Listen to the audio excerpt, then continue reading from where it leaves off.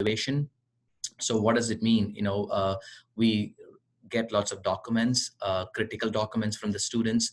We need to know how to read them, how to review them, so that we could admit those students, so that we could build a career path for them, so that we get find out the suitable student for our institution, and at the same time help the student to build a suitable career for a long run.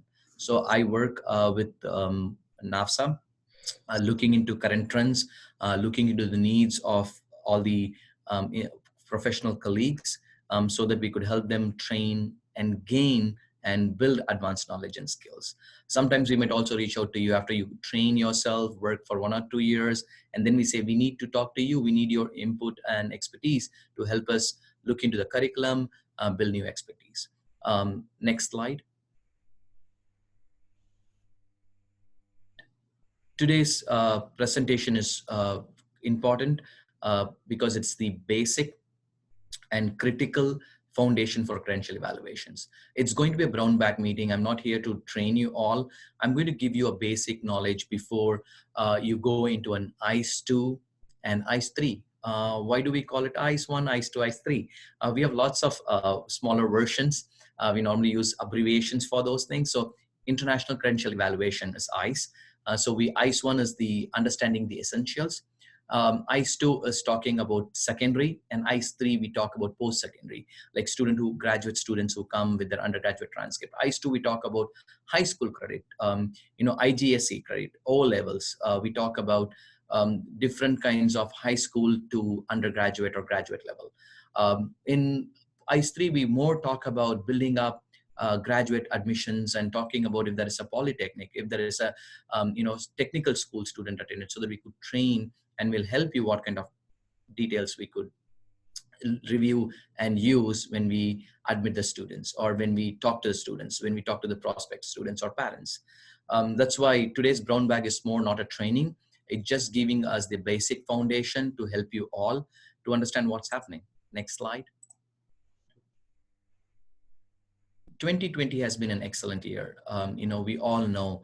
I just kept the slide very open for you. When you take a printout, probably you should know, what do we know and what do we don't know? That's critical. What do we know? What do we know our institution? Has our institution admission policy changed? Has a WES, ECE, SPAN, TRAN? I'm just naming some of them. There are so many colleagues are there who's doing credential evaluation in-house, as well as those are the colleagues who are doing out-house. Have they changed their practice? There are lots of wars going on across the globe. And what about those credentials? What has this changed in pandemic? And what do we don't know? Are students coming and saying that, hey, I'm not able to, my university is closed because of COVID. I'm not able to give you transcript, but I can give you, unofficial documents. Can you review and let me know you admit me or not? I'm getting those things, in my personal experience. At least in a week, I'm getting 5 or 6 requests. In the past, I never used to get more than 1 or 2 in a week. Look into my transcript with it. And our institution is big, R1 research institution with 24,000 students. So it's really important for you all to look in this slide and say, what do we know for credential evaluation, our institution policy, our international enrollment policy, where do we want to grow? What do we don't know? The immigration, the documentation, how about the other countries? Example, some of you might have so many African students. What's happening there? Because if you look into BBC, if you look into that, everybody says COVID has been controlled there. Even though it is controlled or, being secured, do we still get transcripts? Do we still get translations done? How do we evaluate those things? So it's important for us, before we go into any training or any unknown things, we would like to put these things as, like, you think your institution, think yourself, and think, what do we know? What do I know? And what do we don't know as an institution? What do I don't know as an institution? Because those are the questions you need to ask in your training. Those are the questions you need to focus on, saying, I don't know this, so this is important for my institution, but there's a mismatch. How do I build those gaps? Next slide. Today's presentation is more talking about, essentials. When you say essential, what is the essentiality of an institution? A student. We need students. That's really important. I always keep this word, the sentence. I wanted to put it in LinkedIn, but I always keep it with myself. I would say there could be hundreds of classrooms or thousands of classrooms. If there is not a single student, it's not an institution. You need to have only one student sitting under a tree. That's an institution, right? So that's how each institution needs to have students, and each institution looks into the suitable student, suitable candidate. A suitable candidate or an applicant for my institution might not be right for your institution. Example, when we enroll undergraduate, some institutions have a, now the optional test or the standardized test are optional. Some institution have a ACT, SAT score very high, right? 28 and above. Some institution might say my student is between 22 to 26. Some might say 18 to 21. So the suitability is based on one standardized test, then the GPA, then other, some school says, I'm not going to look into GPA. I'm not going to look into standardized test. I want a basic level of a student should have graduated, should have a basic GPA of what is requirement of all the schools. But I want to look into the students have volunteering, leadership, has worked in this kind of environment. I want to enroll those kind of students. So today's presentation of essential things when we talk about credential evaluation is like, is the applicant suitable for your institution? Next slide, please. So when you go through these basics, I only want you to keep 3 things in your mind, not 100 things. Because I'm going to tell you 100 things today. But I just wanted to keep 3 things because the essentials are the basic foundation of your house, of your credential evaluation. If the foundation is not right, I don't think our house can stand. So who is a suitable applicant to your institution? That's what we said, right? In the initial slides on 2020 impact, how it might have changed, it might have not changed. What do you know? What do you know about yourself and your institution? What do you don't know about your institution? What do you don't know about yourself? Because that's critical for your training. And how do you identify them? And basic foundations of credential evaluations. Next slide, please. So when you start looking into an application, an applicant, the first thing comes to thing is like not the applicant itself. The applicant meets you, they come to your office. Sometimes they international students, they normally do a Zoom meetings, or international students studying in a high school in the United States come to your office with their parents, but you're only talking to them. Unless you don't have an application, it's difficult for you to know what is key in the application, what are you missing, what do you need to know about your applicant, is he a suitable applicant or not. So the keys are applicant's biographical information, educational history statement, and credentials. Next slide, please. This is one of the example, right? This is a really good university. I don't know, it's an beyond R1, a good old university. When you look into an application, again, each institution has a different way of applications. Some might have a different application for international versus a domestic student. Some might have a common app for everyone. Some might have one specific application for all the students. So it differs. So what we did was we looked into what are the key things when we look into the application that's really important for us. So we thought like, let's put this and see, this is the basic information when we look into the applications. Some of the key things: applicant's birth helps you to determine if the applicant was in correct age to start or completed the educational history. For example, looking into a student, if he's 42 years old and then he's going to complete an high school, so your red light should be going on and saying, what is happening here? Why there's so much gap?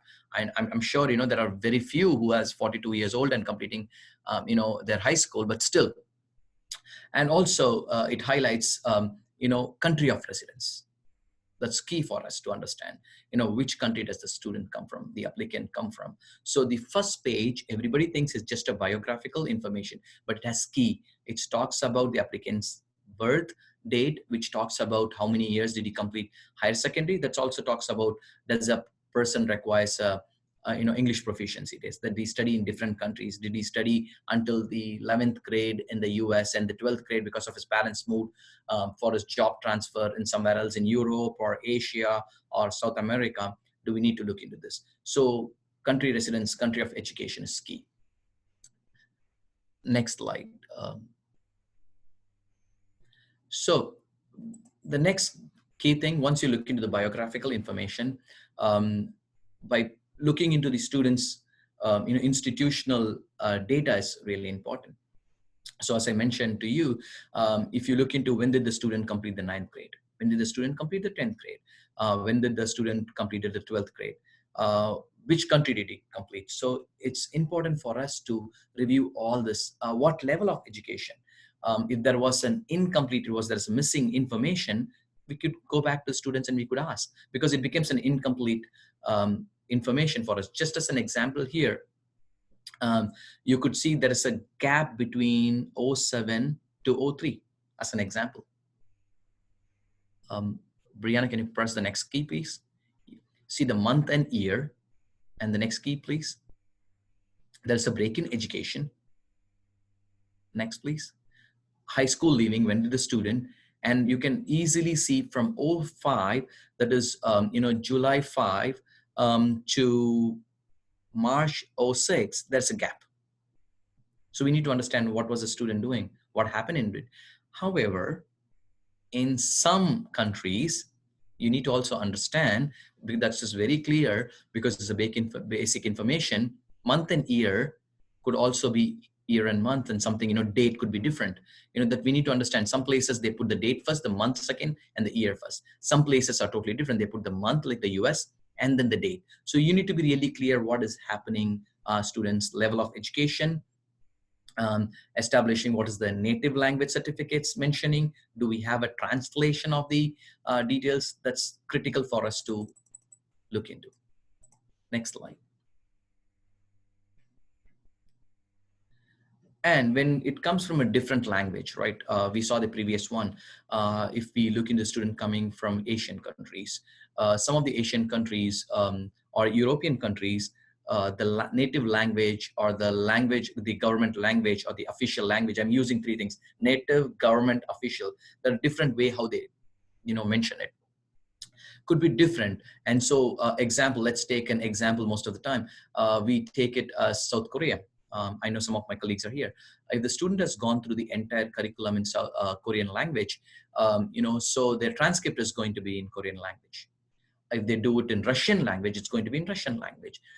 It's difficult for us to read it. We are not all experts in, languages. So even when it comes to languages, you need to know, we are the only one people, but there are other decision makers who's going to look into the transcripts. So we need to know how accurate is the English translation, not just the interpretation. Interpretation could be different, but we want to have the exact literal translate of what the transcript says. Next slide, please. Why is it key that we need to have the literal translation? Because translation, if it's like, we just leave it and we say we just need a translation, people normally don't match it. They normally give the a translation which they get it from. But if it's a literal translation, if it's a Y is a Y, X is an X, then it's easy to compare with the US grades. Once we cross this barrier, the next key barrier is authenticity of documents. So we are looking into biblical application basic details about the student's age, country of residence, and then we are looking into education system.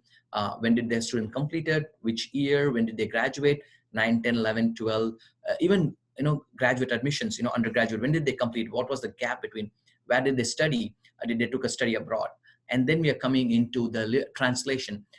There are only few recognized translation across the globe. So you need to make sure that when the student comes with that, they're not just going and not doing a proper translation. It's key for us. And the next thing is authenticity of the documents.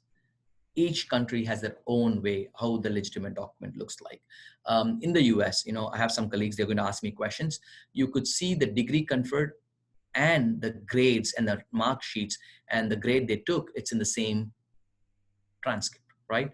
Whereas in India, it's totally different. You have a mark sheet, you have a transcript, a fully individual semester will have a mark sheet, and then you have a final transcript of everything. And you will also have a degree of diploma saying that they have completed, 10th grade, 11th grade, or 12th grade, they graduated, and they might have if they completed undergraduate, they have a whole set of, diploma degree saying they've completed. The same thing in China, graduation certificate. That's really important to know. There's a transcript, there's a degree certificate. Each country is totally, in Mexico as well. We need to understand certificate of, the final graduate certificate, the history of completion of courses. So that's why we normally request the students or the applicants or the parents to go for, either third party If some of the institution of in-house, we normally say, hey, we will review this and we'll come back to you. When it is in-house, probably it takes time for us to review it and come back to saying, this is what we are missing, this is what we require. Whereas in out-house, which we call as a third-party organizations like WES, Pantron, or ECE, or AIR evaluators, foreign credential evaluators, what they do is they take these transcripts and the documents, they translate it, they go into the systems, they verify them because they have wealth of knowledge. They compare it and they gave confirmation saying, hey, this is what the students' grades looks like. This is what the courses they took. This is the translation. It's a key for us when we have to go for looking into authenticity, because sometimes students might just give you a photocopy and it's quite challenging. I have gone through this, and some students, not all, a few students, which is challenging, right? When I'm not able to get the documents, I think I'm just going to take the PDF and update the PDF myself.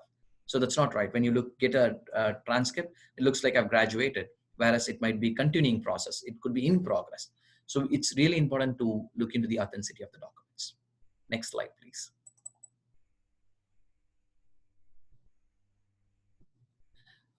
You can see this is one of the example. This is into our, the PDF participant workbook, which was sent for your meeting today. You might have seen 89 pages document, but each document is labeled well. Each document has clearly mentioned what is required. And as well as, these are credentials we collected over the time. Credential will change, as changes come in different systems. Example, I'm just going to take again an example of India, right? It used to be marks out of hundreds. Now it has changed, giving them a grade. We don't know how it is going to change. It was a UK-based system of education, US-based system of grading. It's changing everywhere. So it's important for us to abreast of what's changed in each country. And where do I get this? You can refer this participant guide. We can also refer this slide deck. And the end, we have given appendices where we talk about, networking with your colleagues who's working on it, the links provided to different institutions, and the links provided by NAFSA, where we have individual experts who worked on those informations. So it's really important for you to look into what does this document talk about. This talk about an undergraduate student who completed bachelor's in mechanical engineering with minor in industrial in 1990. And the date they got the document was 2004. You need to look into that graduation. When did they get this document? How authentic the document is. The three key things you need to understand is seek information from reference material, save, collect examples, keep as a resource for you. I used to have a whole folder of, the rare transcripts, because I used to work in a private institution and a public institution now. So in a private institution, I used to get one of probably Armenia, right? So I normally keep it because I'm not going to get hundreds of Armenia. Probably in here, I get so many Nepali students. I get so many Korean students. Probably I might not get very specific country which I'm looking forward for. So what I do is I normally keep a folder as an example. When I evaluate and when I work with a student, I keep them. This is the rare. When I come, I can go back and see what I did as an evaluation. Or even if I get from a third party, I normally keep it as a rare. Oh, this is how they did it. This is how the education system is. So it's really example for you all to keep a specific set of information that's key for us. Not only that, this, if you see, most of the details here are in English. Some of them are in, Portuguese or Spanish language. So not considered official. It's top of the page itself. It says, you can see the smaller line, the dark lines, it says, clearly states top of the document that this is not considered official. So you need to get an official untranslated document, and the same time you need to get an translated document to compare it and see, are they right? And that's why if this is a rare document, I might keep it in future. And when this similar type of students come in, because how do students come and apply? Word of mouth, if they had a really good experience. So when they come, I'm going to see, okay, this is a student when we had this, and I'm going back. I used to do a lot with those things. The essentials, the basic foundation is key here, because if you could hold up those experiences and you become an expert. Next slide, please. Yeah. So what is the next critical things? As you all know, we also go when we transfer students, when we look into transfer credits, it's important that it comes from an accredited institution, even if they do an special courses in community colleges. If the community college is not accredited, if the 2-year college is not accredited, we are not going to consider those transfer credit, and we have to request the students to complete the courses again. It's one thing, challenging. It's going to be expensive for the student if they completed 8 to 10 credit hours and you say, okay, your institution is not accredited and you need to complete. So it's really important for us, again, critical for us to understand the institutional status of some of the countries. Some are freely available in the website, which you can compare. So I just wanted to share with you today about the institutional status comparison. There are two. One is accreditation, a voluntary process like ABIT accreditation for engineering institution in the US, done by private non-governmental agencies. And the next thing is recognition. In some of the countries, there are national or governmental organization, Ministry of Education, they recognize. And apart from the US, only few countries have this accreditation. Most of them have recognition. So this is recognized by, in India, UGC. This is recognized in the Ministry of Education in the US, in China. This is accepted by education department or academic affairs department in another country. So it's critical for you to understand, is it recognized? Because I normally get a question every day from the department saying, the student says he completed from Nigeria Ilorin Institute.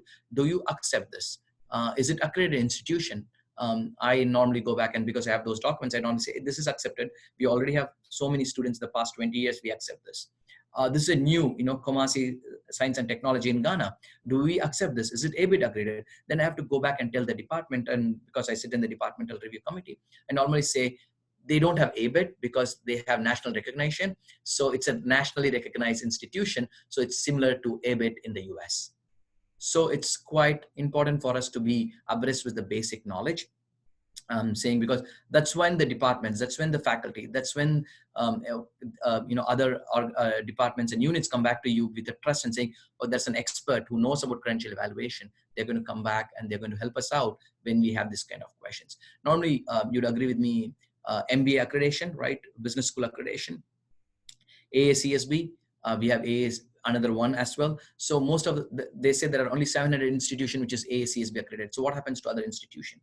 So we need to look into, is it recognized or accredited? So we need to look into those institutional status. Next slide, please. As you all know, institutional accrediting bodies in the US, right? Regional Association College of Colleges and Schools, Council of Higher Education Accreditation, Commission of Institutes of Higher Education, also Education State Gov, right? They also the Education Department. Most of us, I agree, like some of your experts here in the meeting today, ACRO. Some of you might know that ACRO is not an accrediting body. It provides information regarding accredited bodies. So it does not recognize, it did not accredit, it just gives you information, which agency which institution has been accredited by which agency. Is it Western agency or is it Higher Education Council? So ACRO is not. That's an example of what we talk about accrediting bodies in the US. ABIT is an accrediting body for us. So that's how you need to keep an abreast of what is an accrediting body, what is a recognizing body. Next slide, please. Foreign accrediting bodies, as I said, few legitimate, as I said, not to be confused. There are private organizations, they might say incorporated, chartered, licensed. They might not. They're not equally similar to recognize. Only very few of them are accredited or legitimate foreign accrediting bodies. Very few. Most of them are either recognized, or chartered, or licensed or registered in the institutional status. Next slide, please. And you can go to the page 23 for this on the PDF document you received, so that you can look into what is the recognizing body and what is the accrediting body. Page 23, absolutely. So you have done bibliography or biological information or basic first page.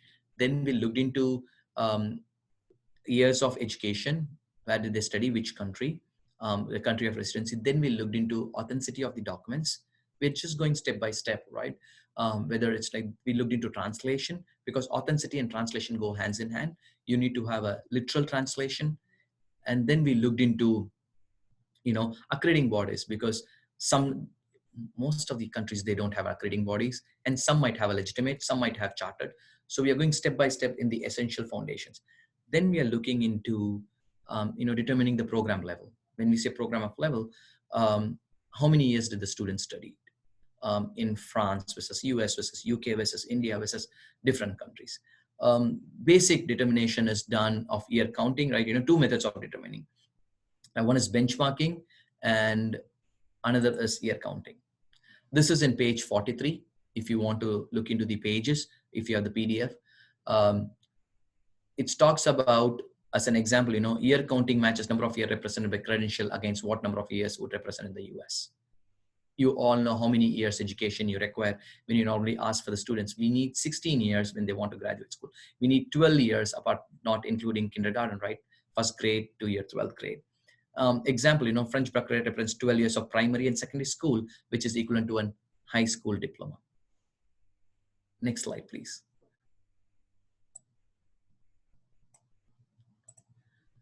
So this is how determination of happens across the globe.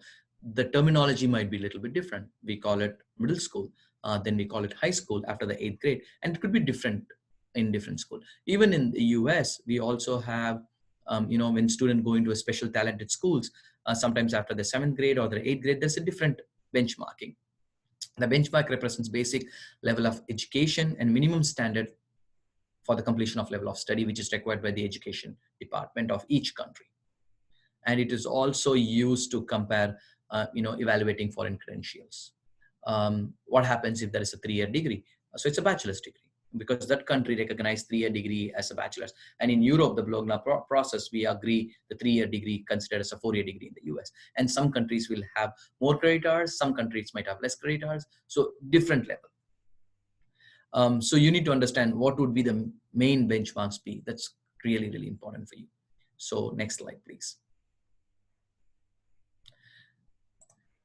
So this is a very critical slide, a key slide, I would say, when you're evaluating. Why did we put only 4 countries? Sharing this is key for us.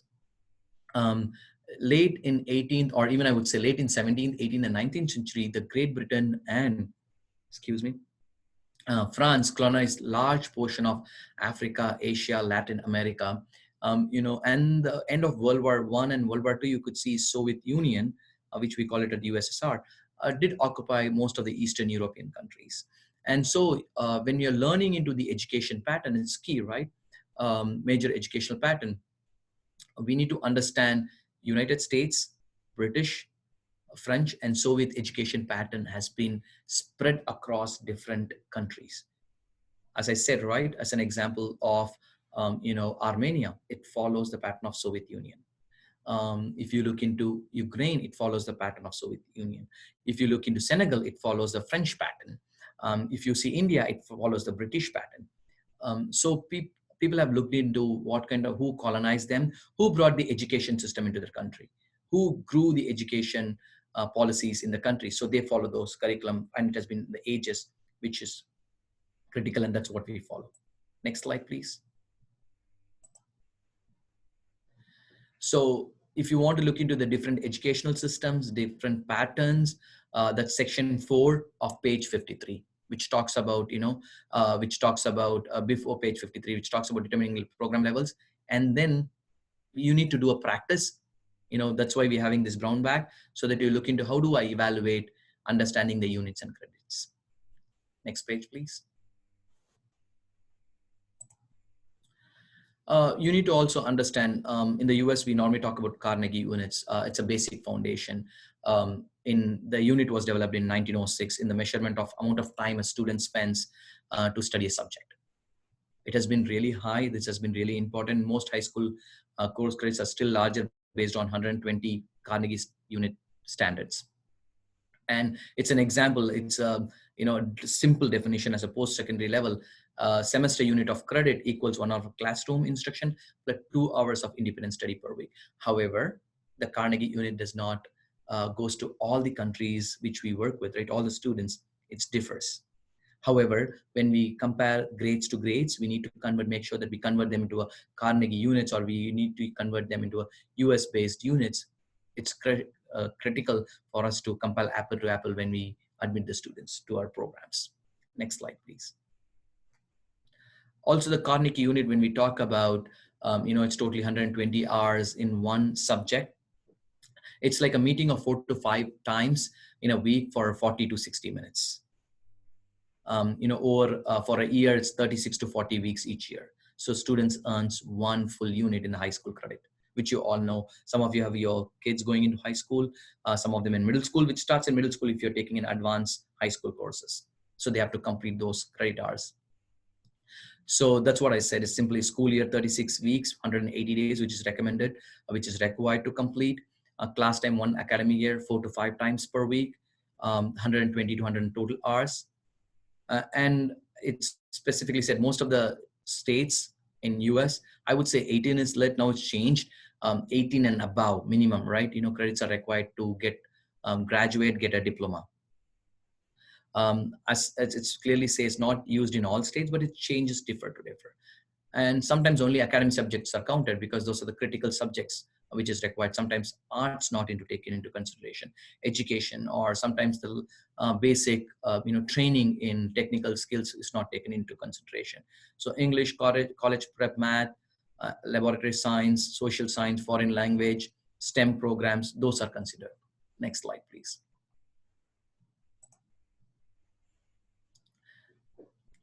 So when a student completes and they finish their high school, they go complete their undergraduate degree, and they go into a graduate degree. So it's important we look into post-secondary credit as well. What is the semester credits? Some schools might challenge saying, hey, we have 7 weeks. Some say we have 16 weeks. On an average, we normally consider 15 weeks. So 15 times 2 semester, right? 30 weeks of classes. 1 semester hour of a credit is normally awarded for a class meeting, an hour, 50 minutes, plus 2 hours of independence day with 100 minutes per week for 15 weeks. That's what the calculation is all about. If you see an undergraduate student per semester, they take between 15 to 16 credit per semester. That is between 30 to 32 credit hours for the whole academic year. So if you multiply that by 4, normally some schools would require for 120 credit hours to 134 to 36. Some and maximum go up to 142 to get an undergraduate degree. Next slide, please. And then next is called a quarter credit. As I mentioned, some follow the 15 weeks, some follow 7 to 10. So quarter is a 10 weeks, 10 times 3 is 30 weeks again. It's the same calculation, but it's in the quarterly way. 1 quarter of credit will normally be awarded for a class meeting of 1 hour. Again, the same formula and the applications. 50 minutes, 2 hours of independent study, same thing, 10 weeks. So 15 credit hours per week, per quarter. That's how they calculate, times 4. Next, please. So it's when you start comparing those credit and units, it's important for us to understand how do we compare it. Is it a rough comparison? Is it a accurate comparison? A comparison to different countries, we get some. Most of the time, accurate, when you say accurate, I would say 75 and above percentage. You're not going to be 100% accurate because we don't know the education system. We are just taking the numbers, converting them into Carnegie or the basic unit of US, and we are going to compare them. Has the student completed? 75 and 80 and above accuracy is good. And it's also a really good estimation saying this is what we look into.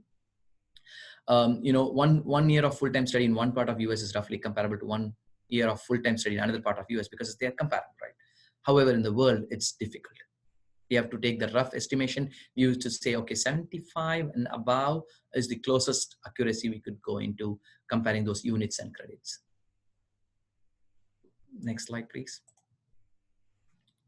And this is going to be really, it's like, working with Sudoku, playing with calculating credits. So once we know everything, now you're looking, what is the GPA of the student? How do I calculate this? How do I know this student is very suitable for me? Going back to our first objective, the 3 things which we need to keep in mind. So looking into calculating credits. Next slide, please. So converting different credit system into US, it's not simple. It's not complicated either. We complicated converting quarter credits into semester. 3 main players, right? How many quarter credits were completed in a program? How many full-time years were they completed? So quarter means 4 times in a year. If the student has completed 4, that means 4 for the 16 quarters they have completed. How many semester credits would complete in a similar time frame? That's how you're going to compare. Next slide, please.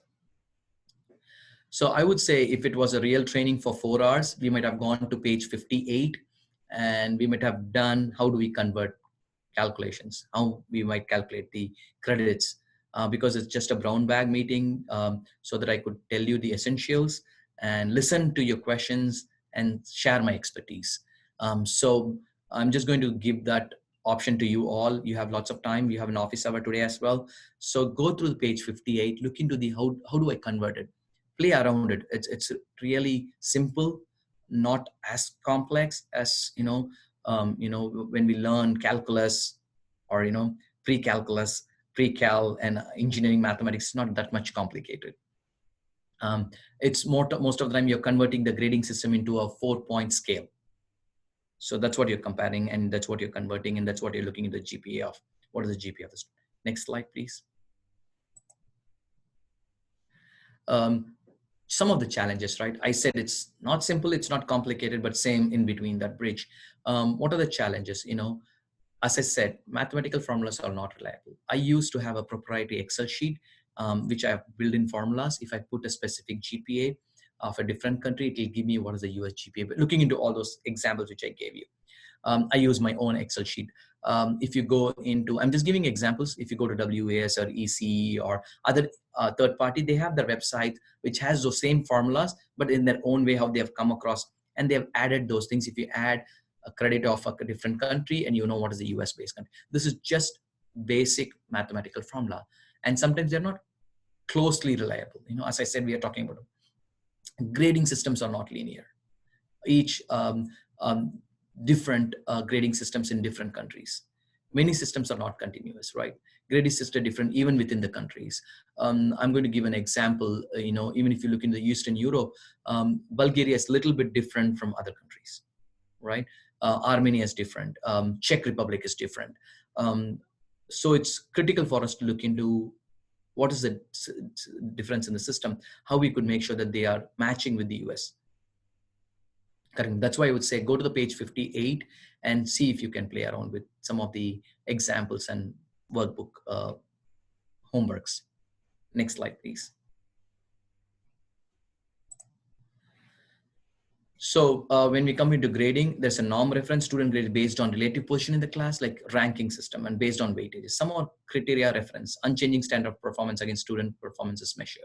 Looking into this is the basic standard. What is the students, score is all about? Like we call it a curve, right? Grading on the curve.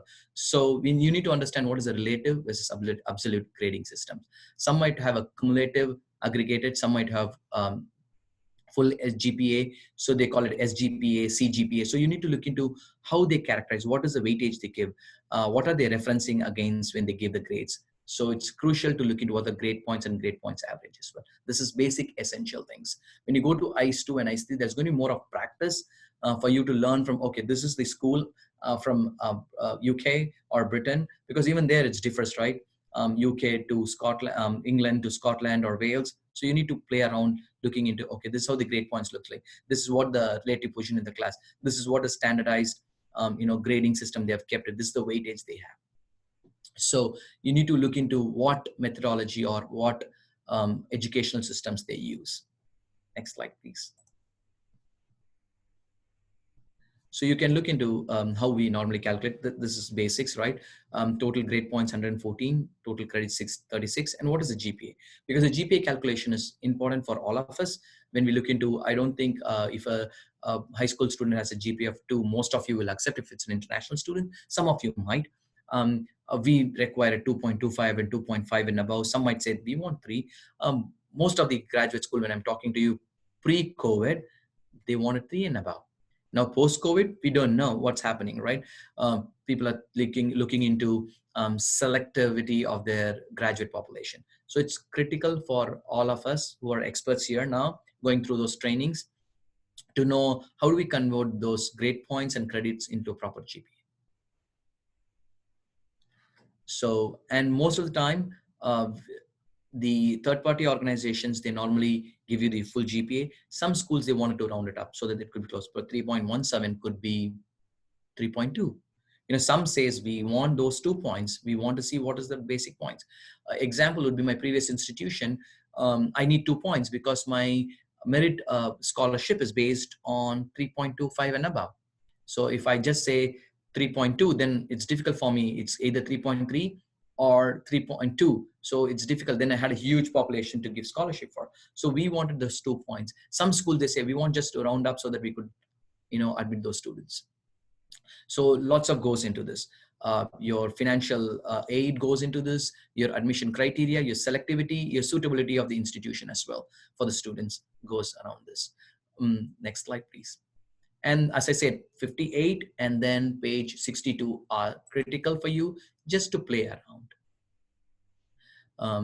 So this is an example of how it looks like. If a student takes a biology B grade, 1 credit hour, it's an Excel sheet, and looking into if the grade values, if you put all the grade values, if you put all the grade points, what will be the student's GPA? Next slide, please. Next click, please, Brianna. No, back, please. Yeah, you can see that, the total credit was 8.5, the grade points for 19.35. This is how you might get a credit. For example, in Saudi Arabia, probably you might get this. From Iran, you might get this kind of credits and grade points. How do you calculate this? How do you say, how do I calculate this into US GPA? Simple, right? As we went into simple calculation, which is rough estimate, close to accurate estimate, and which gives you, right, 19.35 grade points divided by how many credits we took, 8.5, which gives you 2.276. For me, it is 2.28. For some of you, it's 2.3. Right? So you're rounding, you're rounding closest to what is required. For me, it's 2.28. For some of us, it could be 2.3, the GPA for the student for these courses, or for these are the courses which you require if the student is going for the STEM programs. Next slide, please. We are very close to the session, right? We are coming to the end of the essentials. So you might have seen the first 2 pictures, the same student was holding the book on the right hand side, right? So that's what I just wanted to show and share. Each student is different, each applicant is different, each institution requirement is different. However, the basic essentials are the same. From looking into the basic date of birth, looking into the converting the grade points, they are similar way that we do it so that we could compare and we could find a suitable student, suitable applicant. The same way, right? The students looks into their GPA and say, I want to go to Ivy League, right? I want to go to research institution. I want to go to private liberal arts institution. I want to go into upper division schools. I want to go to community colleges. So it's not only we chose the students in the current environment, students also chose us, right? So the applicant suitability is key when you're looking into the basic foundations of credential evaluations, which requires interpretation, judgment. Because as I said, when I do individually, I was very careful, very methodical. As I said, mathematical calculations sometimes are not reliable. I compare different sources. I add weight to the decision so that when I take it to the admission committee, we normally discuss and say, this is how I arrived this GPA and this is what we need and this is what our requirement is. And they normally have questions. So everybody has to be involved. Do not hesitate consulting others. We are going to share some of the appendices. We are going to share some of the network groups where you can, if you don't have an answer, do not hesitate. You can take 2 more days to get the best student into your institution. And also be willing to explore. If someone gave you an idea and if you feel that's not working, once you work out a methodology, share it with them. Neither you nor them are right or wrong. It's your methodology versus them, but could be cross-related and everybody could be using those things. And make a reputation for making an informed decisions. That's key for us. And last slide, we are closer. Next slide, please. Resources, publications, online materials, professional networks. These are very, very key for my personal growth, for my knowledge, for my advanced skill. I'm sitting in front of you going through the essentials of credentials. It's important for me. I look into all the publications. I look into all the online materials. I go into third-party vendors. I go into other institutions, how they evaluate different countries. If I don't get an answer, I keep those examples and compare it with what kind of countries it come under. UK education system, does it come under the Soviet education system or the French education system? And then if still I'm confused, the best thing is ask. I normally go to the network groups. We have a admission and credential network group in NAFSA. I normally post those questions. You might have seen, some of you are members, some of you might get questions. We post those questions every day. You at least have 2 or 3 colleagues who's asking those questions. That's how we could get to the solution. And next slide, please. And these are a few of them. No, this is there in your workshop book as well. You can click this. This slide will be there. You can click it. And there are so many examples. It doesn't stop with 1 or 2 examples. And there's sort of other institutions which also helps you out. So when you're looking into evaluating or understanding the evaluation, converting grade points, just don't go with one as an set. Compare 3 or 4 and say, is it very close? Because as I said, decision is made with it as a team. You have to share it with others when you make a decision. It involves not only admitting the student, it involves providing them financial aid, supporting them. The student also have to go to visa process as well. So it's important for us. Next slide, please. So congratulations. And I've been talking for the last 50 minutes, I would say 45 minutes. Congratulations, you have completed the essentials to understand from an applications to convert the grades. The booklet, which has been shared by NAFSA, I would say a wealth of knowledge. Some of you who are in this meeting today are experts. Have you already done this? You're here to grow some more knowledge and share with our group to learn more. So congratulations. Now you know essentials, how you convert. When you go to a next ICE 1, ICE 2 and ICE 3 training, you're more equipped because you might have done some of the workbook practice and you're going to go ask questions which is related to your institution. Next slide, please. Thank you so much. And I give it back to Brianna for questions. Thank you so much, Shabir, for sharing your wealth of knowledge. I'm going to open the floor up now. If any of you guys have any questions that you want to ask Shabir while he's still on the phone, please, please, please unmute yourselves and feel free to ask anything.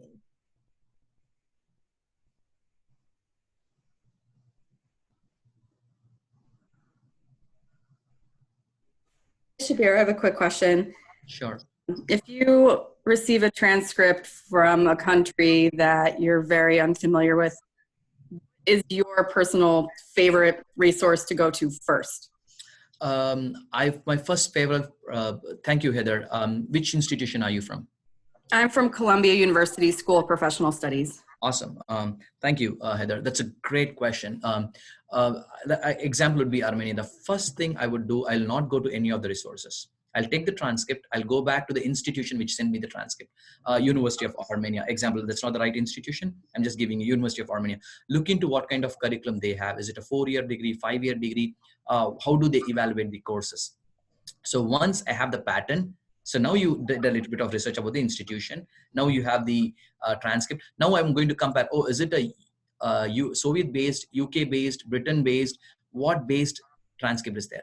So one point of view, now I got the basic, what the institution follows. So the next thing is, okay, I've already done Soviet-based, which student in the past I did. So I take my personal experience, keep it that closer to me. So now I have a rough pathway. Then I'll go into a third-party institution and just say, do they have the educational system which they mentioned? So I take this. You can see 3 references. One, what I did, the basic institution which sent me a transcript, just to compare where they come from. The second thing is, if I've done the students similar to probably Armenia, I never had the students. The last student I got it from Armenia is 2013 in my previous institution.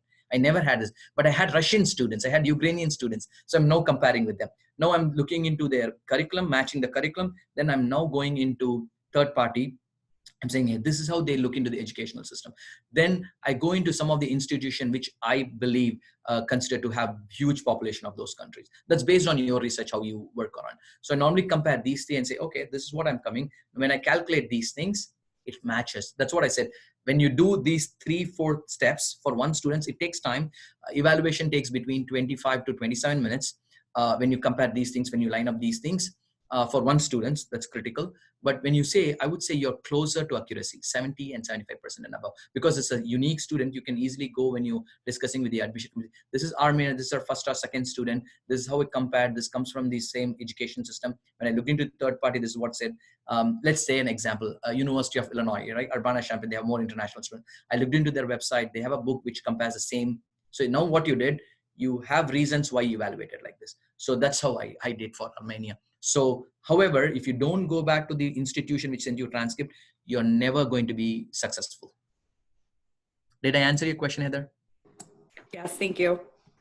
Appreciate that. Oh, I have a question. Will this training help to calculate the credits accurately immediately after this training? Sebastian, it's a great question. Thank you so much for asking this. No, because you need practice, right? Three things I've learned from my own. Practice makes perfect, right? No, practice makes habit. Habit becomes habitual. Then you become an expert. So now that's, I said, page 58, page 60 through. If you work around a couple of, workbooks, you get a working knowledge. Once you do real examples, taking your own transcript, when you now, because this is the right time, you're admitting students for undergraduate or graduate programs for your spring or fall. If you see a couple of international students, you start working with them, then you get an expert and uses these resources, uses this network. That would be really helpful for you to, this training helps you to stand on your foot and say, I know where to look for things. I don't want now to run around. I can now know this is the resource I have. This is the network I can go back, and these are the people who I can ask for. And this gives you basic foundation. This training helps you to stand on your leg and gives you resources to go next level. Because if I say this training will give me, so I would have 250 people registered today and they'll start all enrolling international students. Did I answer your question, Sebastian? Yes, you did. Thank you. But I do have one other question for you. I'm sorry. Go ahead. How do we know the credit evaluated from a third party is correct? Oh, you're putting me in challenge, Sebastian. That's what I normally do.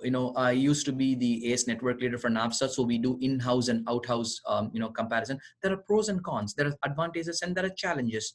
You need to go with them. When I was in private institution, I had the liberty because I used to get 1,000 applications a year. So I can do in-house. And how do you trust my own judgment? I did all those steps which I told Heather, right? When now I'm with University of Louisville, I have close to 3,000, 4,000 applications. I don't have the liberty to go and do evaluation for all the students. So what I do is I go request for the third party things. And I normally see if a student comes with it, I normally, with my experience and expertise, which I've done on job, I normally see, oh, this is correct. Sometimes when you're new in the job, and that's how you learn from your predecessors or someone who's already done that, go back to them and say, hey, this is third party, I never heard. Are they right? And look into their credentials. Go back and see what have they done in the past. For example, if a third party started in 2020, great, and the person works as an admission international counselor for 6 months, do you accept that? I would say no. I would go back and student says, this is not an accredited body, I cannot accept this. I have gone back and said, whereas if they come back, just an example, I'm not recommending anyone. This is recommended in our website, WES or ECE or FCE. They have been doing this for 20, 25 years. So they have wealth of knowledge when they pull things from, right? So now I'm going, as I said, even their method of calculation is not accurate, right? But we are looking for 75% and above because each education system is different. So I would say, that's how I look. And I normally, my colleagues can come back and we only have WS and EC. I said that's a suggestions, not recommendation. But when we get it from other institutions, they normally say, why did we accept this? We are not going to accept this because this is just a 1-year-old company. Normally, you need to do your own research before you trust them. Perfect. Thank you. I hope I answered your question, Sebastian. Yeah, no, you did. That helped out a lot. Thank you. All right, guys, we have time for one more question. It's already 12:59. I know that a lot of you are not on the East Coast time, but if you have one more question, I'll open the floor up for one more.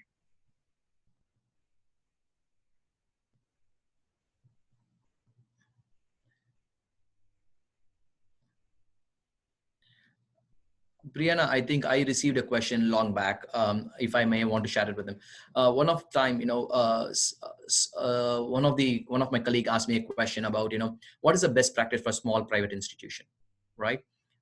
three things you need to understand. I said, like, I was in a mid-sized school, 6,000 students, and then 24,000 students. So when we say smaller, it's like between 2,000 and lesser. Mid-size is 2,500 and above, but there are different definitions. Look into your budget, look into your student population. It's critical for us to look into, if you're only getting 25 students, do you want those 25 students to be going out because you're asking them to spend $250 to go outhouse? So you can develop your own expertise. When they became 100, 200 students, then you could say, I want WES, I want ECE, I want SpanTran, I want FC, whatever you want. But when it's 25, 30 students, that's what is critical for you, is to train someone, become a champion in the house. That's why you go through ICE 3, ICE 2, and ICE 3. And it's easier, right? You don't need to ask a student, and that also reduces the burden. Now the student goes and says their friend, hey, if you go to the school, they don't want they don't want credential evaluations. $250 or $150 it reduce. Smaller school, based on the budget, based on your admission policy, your selectivity, you can choose what you. Same thing with mid-size. If it's 500 and 600 students and we have 2 admission counselors focusing on international enrollment, it's doable. If it's beyond that, then you come under large institution. It's challenging. What you have to do is once in a week or once in 3 days, you need to look into one of the WES or whatever the credential you get. Just go through it and say, get knowledge and say, that doesn't look right. I'm going to compare it. I normally challenge my schools and say, hey, I'm not going to accept this. This came from here. The GPA does not look right. This is a 3-year degree. This is 3.5 years degree. Oh, this nursing diploma does not accept it, even though it's been credentially things. So I go challenge back because I want to keep this advanced skills not lost. As you know, like, kids doesn't go to school in summer 3 months, their learning capabilities go down. When they go back to school, they start from what they did in the previous semester.